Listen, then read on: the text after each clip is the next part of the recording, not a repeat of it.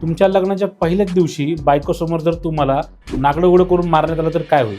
नंदू असाच एक कॅरेक्टर तो लग्न झाल्यावरती त्या बायकोला आपल्या गाडीत बसवतो आणि घराकडे ड्राईव्ह करत जात असतो. जात असताना दोन उन्हाळ मुलं त्याच्या गाडीला डॅश मारतात आणि त्याच्यावरनं त्या नंदूमध्ये आणि त्या मुलांमध्ये बाचाबाची होते. पण ही बाचाबाची इतकी वाढत जाते की ती दोन मुलं असतात जी नंदूला सगळ्यांसमोर मारहाण करायला लागतात. त्याच्या बायकोसमोर अक्षरशः त्याचं धोतर सोडतात.